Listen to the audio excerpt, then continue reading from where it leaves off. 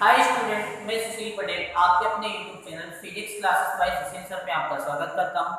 आज हम पढ़ने वाले हैं विज्ञान कक्षा 10 पाठ 10। पाठ का नाम है प्रकाश परावर्तन तथा अपवर्तन। क्या है आपका? प्रकाश परावर्तन तथा अपवर्तन। इसकी कुछ प्रीवियस वीडियो में अपन देख चुके हैं प्रकाश क्या है, परावर्तन क्या है। और परावर्तन में ही अपन देख रहे थे कि गोलीय दर्पणों द्वारा परावर्तन। गोलीय दर्पण में आपका क्या था? पहला था आपका अवतल दर्पण और दूसरा था आपका उत्तल दर्पण। अवतल दर्पण अपन पढ़ चुके हैं, अब बात करते हैं उत्तल दर्पण। तो आइए देखते हैं उत्तल दर्पण द्वारा प्रतिबिंब निर्माण या प्रतिबिंब का बनना। ठीक है, पहला पॉइंट, वस्तु को कहां पर रखेंगे? अनंत पर। अनंत पर रखने के पहले को देखते हैं, ये आपका उत्तल दर्पण। कौन सा दर्पण? उत्तल दर्पण। ये है आपका ध्रुव और ये हो जाएगी आपकी मुख अक्ष। ठीक है, और यहाँ पे आपका हो जाएगा फोकस और ये हो जाएगा आपका वक्रता केंद्र। क्या हो जाएगा?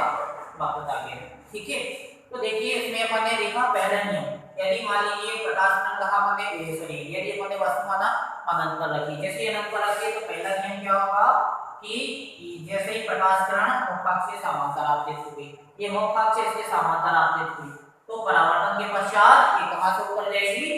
परावर्तन के पश्चात ये आपका कहां से जाती है प्रतीत होगी? फोकस से जाती है प्रतीत होगी। कहां से जाती है प्रतीत होगी?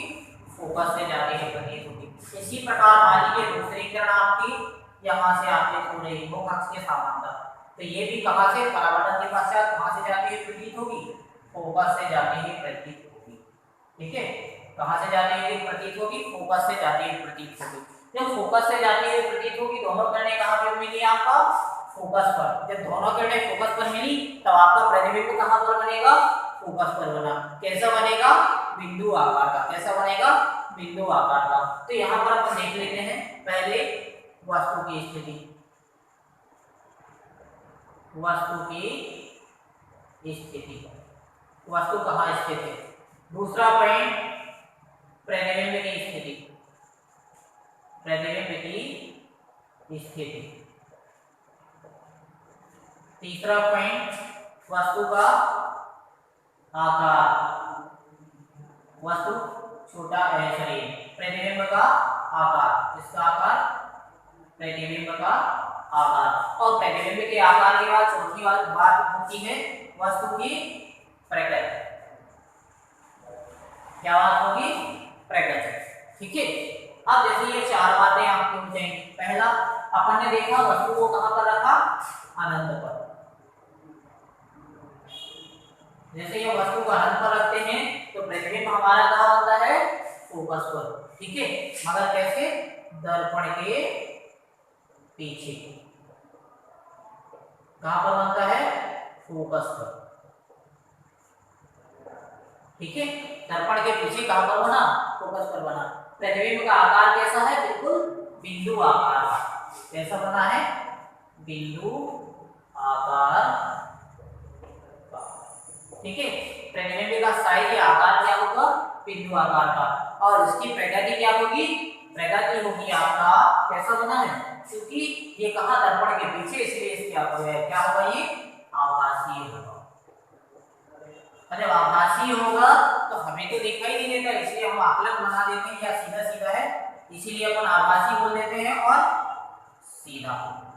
ठीक है, आभासी और सीधा बनेगा। ठीक है, ये पहली स्थिति हो जाएगी। दूसरी स्थिति जैसे हम देखते हैं, दूसरी स्थिति में क्या? यदि हम वस्तु को क्या करते हैं? अनंत से और या अनंत व ध्रुव के बीच रखते हैं, तो देखिए देखते हैं। पहले तो ये हो जाएगा आपका उत्तल दर्पण। ठीक है, और ये हो जाएगा आपका ध्रुव, ये हो जाएगा आपका मुख अक्ष। ठीक है, और ये हो जाएगा आपका फोकस और ये हो जाएगा आपका वक्रता केंद्र। मान लीजिए वस्तु को हमने क्या किया? अनंत व ध्रुव के बीच ले आए। जैसे ले आए तो पहला नियम क्या है? मुख अक्ष के समांतर गई, तो समांतर गई तो आप उत्तल दर्पण है, इसलिए कहां से जाती हुई प्रतीत होगी? परावर्तन के पश्चात कहां से आती हुई प्रतीत होगी? फोकस से। तो परावर्तन के पश्चात ये कहां से आती हुई प्रतीत होगी? फोकस से। दूसरा नियम हमने पढ़ा, यदि कोई प्रकाश किरण वक्रता केंद्र से होकर जाए, कहां से होकर जाए, वक्रता केंद्र से, तो परावर्तन के पश्चात विचलन की उसी मार्ग में वापस आ जाती है। इसलिए ये परावर्तन के पश्चात कहां से जाती आती है, प्रतीत होगी वक्रता केंद्र से। ठीक है, अब जहां पर दोनों किरणें मिलती, यहां पर दोनों किरणें मिली तो क्या बनेगा आपका प्रतिबिंब बनेगा। जहां पर दोनों किरणें काटती है एक दूसरे को, वहां पर क्या होता है, प्रतिबिंब बनता है। इसलिए यहां पर हमने दूसरा क्या रखा था, अनंत व कहां पर, ध्रुव के बीच। तो वस्तु की स्थिति अनंत व ध्रुव के बीच। ठीक है, जब अनंत व ध्रुव के बीच रखा तो प्रतिबिंब हमारा कहां बना, P व F के बीच रखा, ध्रुव व फोकस के बीच। मगर कहां बनेगा, दर्पण के पीछे, दर्पण के पीछे P व F के बीच। P मतलब ध्रुव, F मतलब फोकस, ध्रुव और फोकस के बीच बनेगा। और कैसा, वस्तु का आकार क्या होगा, प्रतिबिंब का आकार क्या होगा, वस्तु इतनी बड़ी है, वस्तु इतनी बड़ी है, प्रतिबिंब इतना छोटा है, इसलिए आकार होगा वस्तु से छोटा। क्या आकार होगा, वस्तु से छोटा। और कैसा बनेगा, प्रकृति इसकी क्या होगी, आभासी, ये भी बनेगा और सीधा बनेगा। ठीक है, कैसा बनेगा, आभासी व सीधा। तो आपका उत्तल दर्पण में केवल दो कंडीशनें होती है, पहली कंडीशन ये और दूसरी कंडीशन ये। पहली कंडीशन में हम क्या करते हैं, वस्तु को अनंत पर रखते हैं तो प्रतिबिंब हमारा कहां बनता है, ध्रुव पर बनता है। ठीक है, कहां, दर्पण के पीछे बनेगा। और कैसा बनेगा, बिंदु आकार, जो हमारा प्रतिबिंब बनेगा वो कहां पर, फोकस पर बनेगा। कैसा बनेगा, बिंदु आकार का बनेगा। इसलिए बिंदु आकार का पहला भी क्या हो गया, आभासी व सीधा।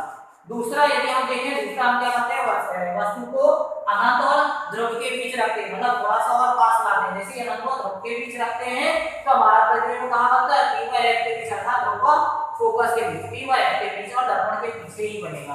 कैसा बनेगा, यहाँ पर चित्र में ही हमें दिखाई दे रहा, वस्तु से छोटा। कैसा बनेगा, वस्तु से छोटा, और इसकी भी प्रकृति क्या होती है, आभासी व सीधा। ठीक है, कैसा बनेगा, आभासी व सीधा। इसीलिए इसका उपयोग की बात आती है उत्तल दर्पण के उपयोग, इसके उपयोग उत्तल दर्पण के। तो उत्तल दर्पण के उपयोग की बात आती है तो हमने देखा है कि उत्तल दर्पण का उपयोग काय में करते हैं हम, वाहनों वगैरह में साइड मिरर के रूप में। अब साइड मिरर के रूप में क्यों करते हैं, क्योंकि अपन ने देखा इसमें पहला तो इसका मुख्य कारण क्या होता है कि ये सीधा बनता है, प्रतिबिंब कैसा बनता है, सीधा बनता है और हमेशा वस्तु से छोटा बनता है। ठीक है, क्या बनता है, सीधा बनता है और हमेशा वस्तु से छोटा बनता है। ठीक है, इसलिए इसका उपयोग काय में किया जाता है, साइड मिरर के रूप में किया जाता है। इसका दृष्टि क्षेत्र अधिक होता है। क्या होता है, दृष्टि क्षेत्र अधिक होता है और हमेशा प्रतिबिंब जो बनता है वो कैसा, वस्तु से छोटा बनता है। ठीक है, और सीधा बनता है, इसलिए इसका उपयोग काय में करते हैं, वाहनों में साइड मिरर के रूप में, वाहनों में साइड मिरर के रूप में। ठीक है, काय में करते हैं, वाहनों में साइड मिरर के रूप में करते हैं। तो ये हो गया उत्तल दर्पण द्वारा प्रतिबिंब का बनाना तथा उसके उपयोग। ठीक है, अब अवतल दर्पण का उपयोग यदि देखें तो अवतल दर्पण का उपयोग तो हमने देखा था, अवतल दर्पण जो हम पढ़ चुके हैं, अवतल दर्पण का उपयोग। यदि अवतल दर्पण के उपयोग की बात की जाए तो हमने देखा है, पहला बहुत पहले से हम पढ़ते आ रहे हैं, छोटे 7-8वीं 9वीं में, दाढ़ी व हजामत के रूप में। पहला क्या था, दाढ़ी व हजामत के रूप में। दूसरा क्या था कि जो सौर भट्टियां बनाई जाती हैं उसमें भी इसका उपयोग किया जाता है। तीसरा जो वाहन वगैरह होते हैं उसकी जो हेडलाइट बनाई जाती है उसमें भी किसका उपयोग किया जाता है, अवतल दर्पण के। किसका उपयोग किया जाता है, अवतल दर्पण का उपयोग किया जाता है। तो इस तरीके से ये पहले हम पढ़ चुके अवतल दर्पण द्वारा प्रतिबिंब निर्माण। आज हमने देखा क्या, उत्तल दर्पण द्वारा प्रतिबिंब निर्माण या प्रतिबिंब का बनना। गोली दर्पण द्वारा प्रतिबिंब, गोली दर्पण द्वारा परावर्तन के लिए चिन्ह परपाटी है, दूरी मापने के लिए चिन्ह परपाटी। जो गोली दर्पण में है उसमें अपन वस्तु की दूरी मापेंगे तो कौन सा चिन्ह परपाटी लेंगे और कैसे लेंगे। यदि हमें प्रतिबिंब की दूरी मापना है तो कैसे लेंगे और यदि वस्तु की लंबाई मापना है तो कैसे लेंगे। तो इसके लिए एक चिन्ह परपाटी का उपयोग करते हैं जिसे कार्तीय चिन्ह परपाटी कहते हैं। क्या नाम देते हैं, कार्तीय चिन्ह परपाटी। इस चिन्ह परपाटी में पहला अपन देखें, पहला नियम क्या होगा कि वस्तु हमेशा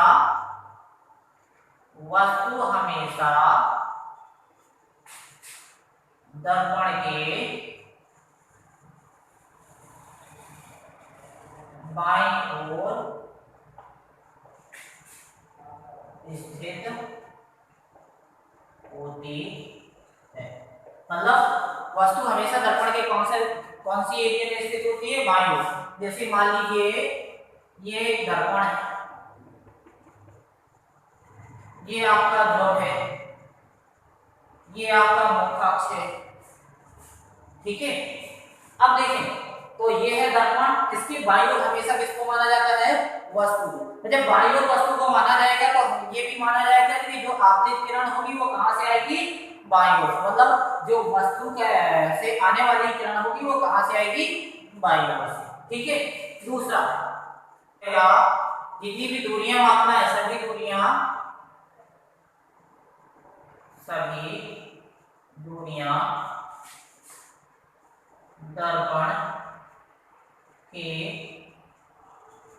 ध्रुव से मापी जाती है, ठीक है। जितनी भी दूरियां मापना है तो उसको कहां से मापेंगे अपन? दर्पण के ध्रुव से। मतलब केंद्र किसको मानेंगे? दर्पण का ध्रुव ही मानेंगे। तीसरा पॉइंट, जो आपतित किरण, मतलब सीधा सा कह सकते हैं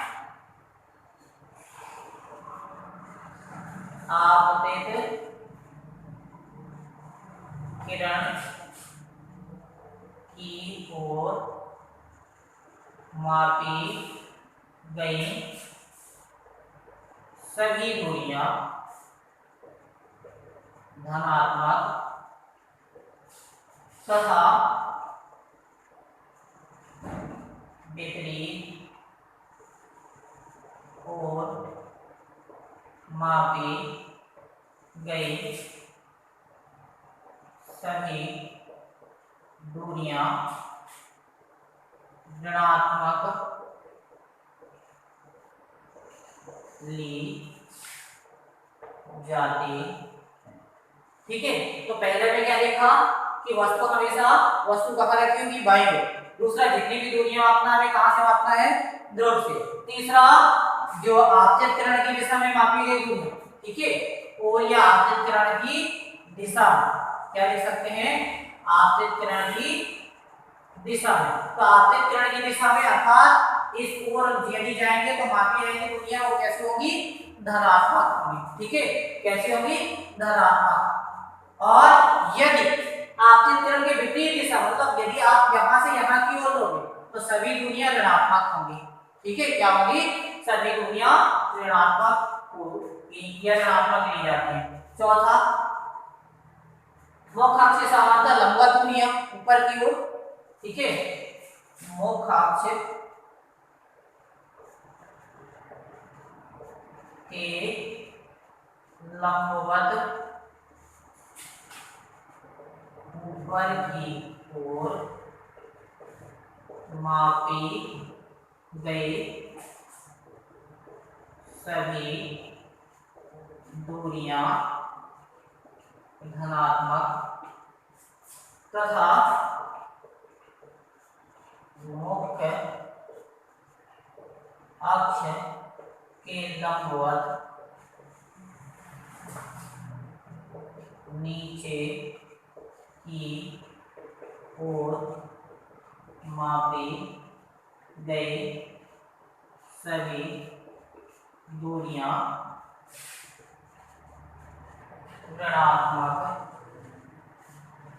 ली जाती है, ठीक है। ये है मुख्य अक्ष।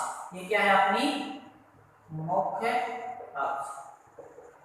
यदि मुख्य अक्ष के लंबवत ऊपर की ओर जाएंगे तो आपका क्या होगा? धनात्मक। और यदि मुख्य अक्ष के नीचे की ओर आएंगे तो कौन सी लेंगे अपन? ऋणात्मक। तो आपको ये चार चीजें याद रखना। पहला, वस्तु हमेशा कहाँ? वस्तु हमेशा इसके बाईं ओर, मतलब दर्पण के बाईं ओर। यहाँ पर हमेशा क्या रखी जाएगी? वस्तु, ठीक है। वस्तु हमेशा दर्पण के बाईं ओर रखी जाती है। दूसरा, जितनी भी दूरियां मापी जाएंगी वो कहां पर? दर्पण के ध्रुव से मापी जाएंगी। तीसरा, यदि आपतित किरण की दिशा में मापी गई दूरियां धनात्मक, मतलब इस एरिया में, यदि यहां से इस एरिया में जितनी जितनी भी दूरियां लेंगे वो धनात्मक होगी, तथा उसके विपरीत दिशा में मापी गई दूरियां सब क्या होती है, ऋणात्मक ली जाती हैं। और चौथा और अंतिम पॉइंट, जो मुख्य अक्ष के लंबवत ऊपर की ओर जितनी भी दूरियां मापी जाती है वो धनात्मक होती है, तथा जो नीचे की ओर जो दूरियां ली जाती हैं वे सभी कैसे ली जाती हैं, ऋणात्मक ली जाती हैं। कैसे ली जाती हैं, ऋणात्मक। ठीक है, नॉर्मल में हम देख सकते हैं अपन एक बार फिर, ये हो गया आपका ध्रुव। ठीक है, अब यहाँ पे हमेशा वस्तु कहाँ मानी जाएगी, बाईं ओर। ठीक है, सब दूरियां कहाँ से मापता है, ध्रुव से। फिर कहाँ, आपतित किरण की दिशा में, मतलब इस ओर दूरी मापी जाएगी वो सब धनात्मक लेंगे, इस ओर ऋणात्मक। और मुखाक्ष ये मुखाक्ष के लंबवत ऊपर की ओर लाएंगे तो धनात्मक, और नीचे की ओर आएंगे तो ऋणात्मक। इस तरीके से हमें ये चार चीजें याद रखना है। ठीक है, तो यहाँ से हमारी पूरी चिन्ह प्रपाटी उपयोगी होगी, और यही चिन्ह प्रपाटी का उपयोग हमें दर्पणों के बाद इसमें लेंस में भी करते हैं, इसलिए ये महत्वपूर्ण होती है। ठीक है, क्या होती है, ये महत्वपूर्ण। तो चार चीजें, पहला वस्तु हमेशा दर्पण के बाईं ओर, दूसरा जितनी भी दूरियां मापना है वो दर्पण के ध्रुव से मापी जाएगी, कहाँ से मापी जाएगी, ध्रुव से मापी जाएगी। तीसरा मुख्य जो वस्तु की ओर आपतित किरण की ओर जितनी भी दूरियां ली जाएंगी, अर्थात जिस ओर आती है किरण वो सब धनात्मक होगी तथा उसके विपरीत ऋणात्मक होगी, तथा मुख्य अक्ष के लंबवत यदि ऊपर की ओर जितनी भी दूरी लेंगे वो धनात्मक, तथा मुख्य अक्ष के लंबवत नीचे की ओर जितनी भी दूरी ली जाएंगी वो सब कैसे ली जाती है, ऋणात्मक ली जाती है। ये आपका क्या हो जाता है, चिन्ह प्रपाटी कंप्लीट हो जाता है गोलीय दर्पण के द्वारा। तो अपन ने क्या देखा, गोलीय दर्पण में चिन्ह प्रपाटी। अब गोलीय दर्पण की चिन्ह प्रपाटी के बाद आता है दर्पण सूत्र। क्या हेडिंग आती है अपनी, दर्पण सूत्र।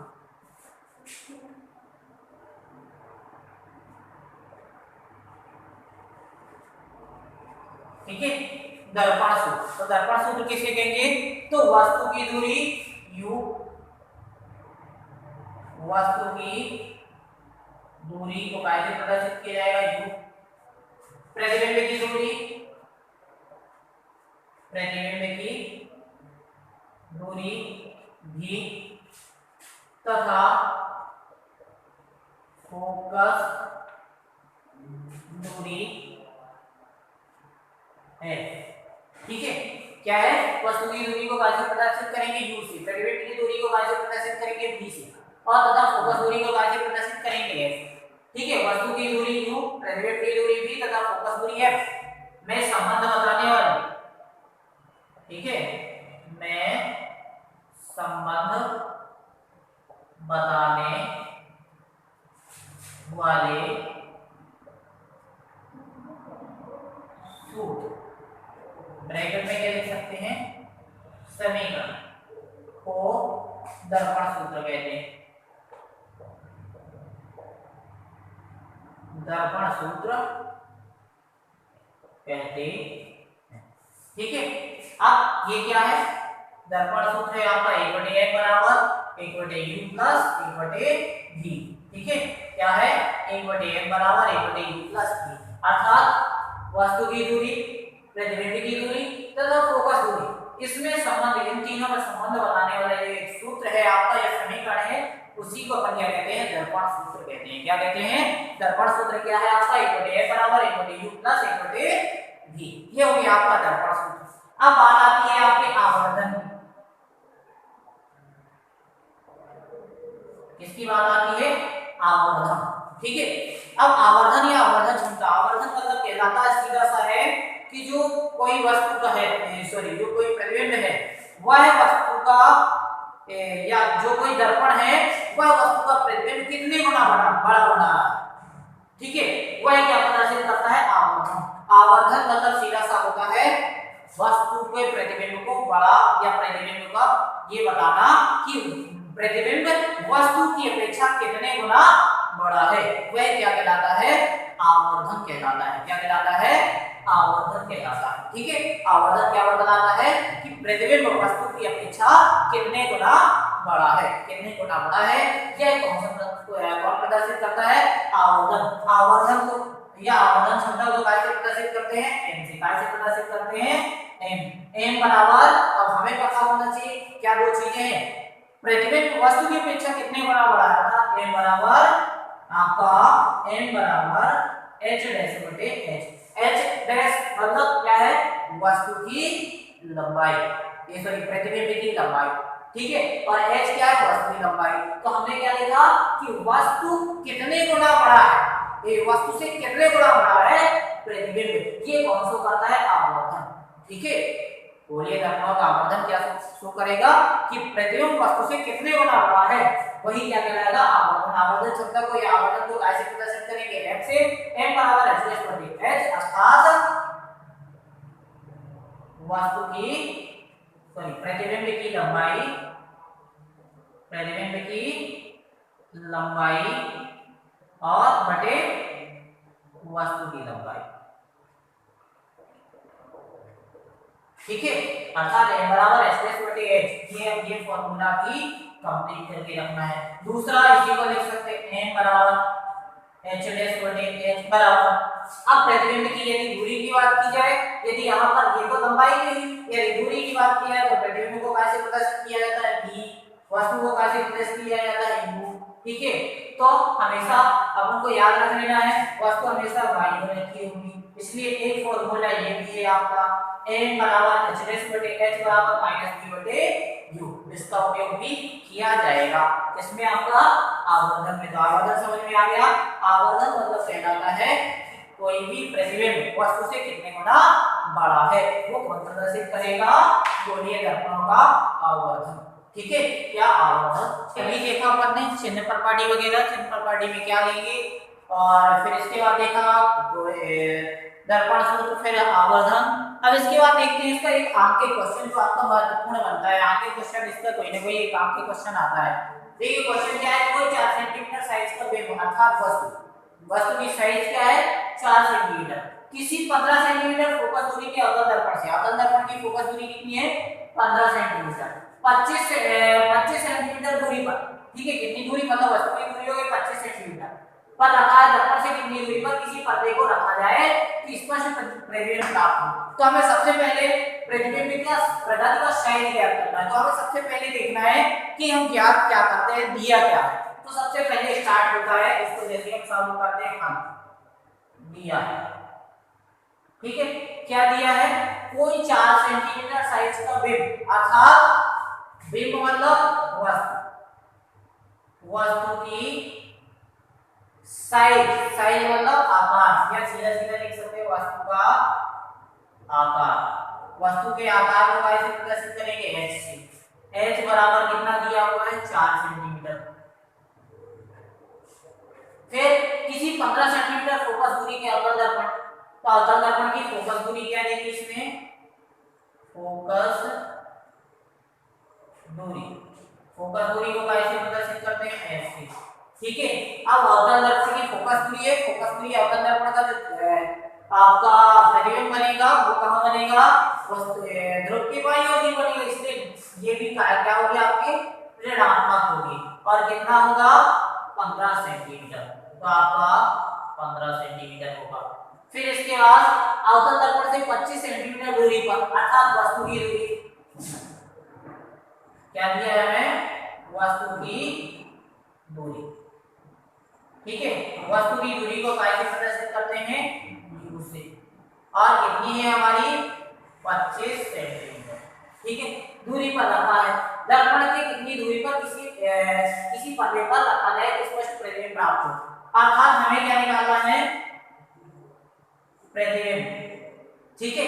क्या निकालना है, प्रतिबिंब का साइज या प्रतिबिंब का आकार, ठीक है, या प्रतिबिंब v बराबर हमें ज्ञात करना है, ठीक है। दूसरा कितनी दूरी पर रखा जाए अर्थात प्रतिबिंब की दूरी, ठीक है। क्या लिख सकते हैं हम, प्रतिबिंब की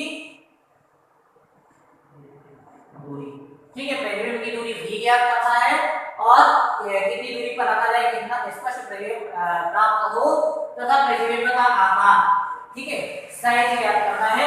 तो प्रतिबिंब का आकार को कैसे प्रदर्शित करेंगे, ठीक है, h डैश से, h डैश बराबर क्वेश्चन मार्क, मतलब सबसे पहले हमें क्या करना है, दिया क्या है, फिर इसको निकालना क्या है। तो सबसे पहले क्या दिया है, कोई 4 सेंटीमीटर साइज का बिंब मतलब वस्तु हमेशा बाईं ओर रखी जाती है, इसलिए वस्तु साइज मतलब साइज का मतलब होता है इसकी लंबाई, साइज क्या है 4 सेंटीमीटर। यदि फॉर एग्जांपल के लिए ये छोटा सा मान भी ले आप, ये अवतल दर्पण यदि अब साइज है तो ऊपर की ओर जाएगा अर्थात धनात्मक लेंगे अपन, तो साइज अर्थात धनात्मक अर्थात 4 सेंटीमीटर हो गया आकार। फिर इसके बाद फोकस दूरी है, फोकस दूरी मतलब यदि ये ध्रुव है तो फोकस दूरी अवतल दर्पण ऐसा बनेगा, इसलिए ध्रुव कहाँ है, जो फोकस दूरी होगी वो कहाँ होगी, बाईं ओर होगी, इसलिए फोकस दूरी हम क्या लेंगे ऋणात्मक ले लेंगे। फिर वस्तु की दूरी अर्थात वस्तु की दूरी तो कितने, वस्तु से 25 सेंटीमीटर, वस्तु कहाँ बाईं ओर रखी होती है, इसलिए वस्तु की दूरी को भी हम चेक करेंगे, कितना आएगा माइनस आएगा, माइनस 25 सेंटीमीटर। फिर इसने कहा रखा है दर्पण से कितनी दूरी पर किसी पर्दे को रखा जाए कि परिवेश प्राप्त हो, तो हमें परिवेश की दूरी ज्ञात करना है। फिर परिवेश का साइज ज्ञात करना है कि साइज अर्थात परिवेश का आकार कितना होगा। तो हम जानते हैं अभी हमने ये तो हमने देख लिया क्या कि दिया है, क्या क्या दिया है क्वेश्चन, अब हमें लगाना क्या है, तो हम जानते हैं, क्या जानते हैं, दर्पण सूत्र। ठीक है, किससे लगेगा, हम जानते हैं ये भी हमने पढ़ा है दर्पण सूत्र। दर्पण सूत्र 1/f बराबर 1/u प्लस 1/v। इनके मानक दीजिए जिसके जैसे हैं 1/f, तो 1/f, f का मान हमारा कितना है -15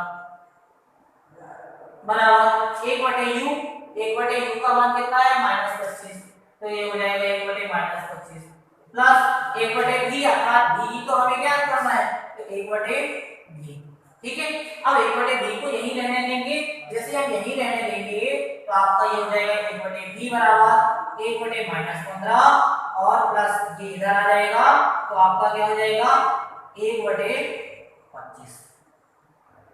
ठीक है, फिर इसके बाद सॉल्व करते हैं, तो यहां से देखिए आप 1/v बराबर 15 और 25 दोनों का एलसीएम ले लेते हैं, तो 15 और 25 दूनी 50, 15 × 75, तब आपका आ जाएगा 7 × 5 75, आपका एलसीएम हो जाएगा। ठीक है, और 15 × 75 तो ये कितना आएगा -5। ठीक है, प्लस यहाँ पे क्या आएगा 25 की 75 अर्थात ये कितना आ जाएगा 3। तो यहाँ से अपन जैसे ही मान निकालेंगे 1/v बराबर -5 में से 3 एक अर्थात माइनस का ही बचेगा -2/75। ठीक है, इसको यदि हम सॉल्व करें तो 1/v बराबर हमारा 1/v है, तो इसको हम नॉर्मल v लिख देते हैं, तो v बराबर ये कितना हो जाता है -75/2 अर्थात v बराबर हमारा कितना निकल आएगा 2 के 6 माइनस किया जाएगा 2 के 6 1 5 × 7 14 2 10 37.5 सेंटीमीटर अर्थात कितनी दूरी पर रखा जाएगा वस्तु को 37.5 सेंटीमीटर दूरी पर रखा जाएगा, तो उसका किसी पर्दे पर उसका प्रतिबिंब स्पष्ट प्राप्त होगा। तो हमें क्या निकल आया प्रतिबिंब की दूरी। अब हमें क्या निकालना है प्रतिबिंब का आकार, तो हमने पढ़ा है आवर्धन क्षमता, आवर्धन, दूसरा फॉर्मूला क्या पढ़ा है आवर्धन। आवर्धन m बराबर हमारा कितना होता है h/h बराबर -v/u। तो हमें यहाँ पर इन दो चीजों की आवश्यकता है, तो हमारा यहाँ से क्या हो जाएगा h/h बराबर -v/u। अब यहाँ हमें क्या निकालना है प्रतिबिंब का आकार, अर्थात प्रतिबिंब का आकार हमें h' ज्ञात करना है। h' बराबर माइनस, ठीक है माइनस तो रहेगा ही, यहाँ पे क्या हो जाएगा माइनस तो रहेगा ही, h रहेगा और यहाँ पे v रहेगा, अपान में u रहेगा। ठीक है, इस तरीके से इतना हो जाएगा। फिर इसके बाद अब हम इनके मान रख देते हैं, जैसे ही हम इनके मान रखते हैं h' बराबर, ठीक है h' बराबर आपका माइनस है तो माइनस रहेगा, h का मान हमारा देखिए h का मान कितना है 4, तो ये हो गया हमारा 4। ठीक है, कितना हो गया 4। v का मान हमारा कितना है -37.5, तो ये हो जाएगा v इनटू में -37.5। ठीक है, बटे u अर्थात हमारा कितना है वस्तु की दूरी 25, तो ये हो जाएगा हमारा 25। ठीक है, और कितना है माइनस है तो माइनस में रहेगा, किस में रहेगा माइनस में। इसको जैसे हम सॉल्व करते हैं तो h' बराबर माइनस माइनस ये क्रॉस हो जाएगा, आपका आएगा 4 × 37.5/25। तो इसको यदि हम सॉल्व करें तो सॉल्व करने पे क्या आएगा 25 एकम 25, ठीक है, और 25 एकम 25 के बाद या इसको 25 एकम 25 बचेगा 12, ठीक है, 12 के बाद 5 तो यहाँ बचेगा कितना 1.5, ठीक है, 25 25 125, तो यहाँ इससे ये चला जाएगा।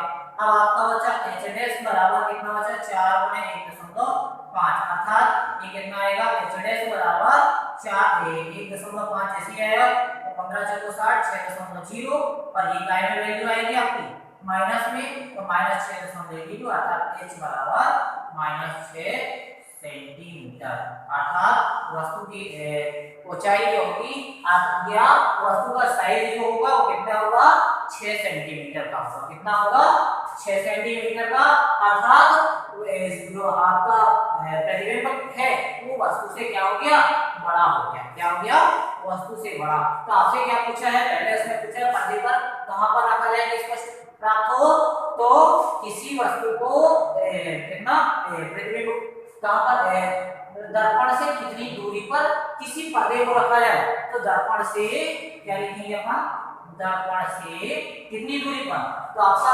37.5 सेंटीमीटर दूरी पर 37.5 सेंटीमीटर दूरी पर किसी पर्दे को रखा जाए, किसी पर्दे को रखा जाए, ठीक है, तो स्पष्ट प्रतिबिंब प्राप्त होगा।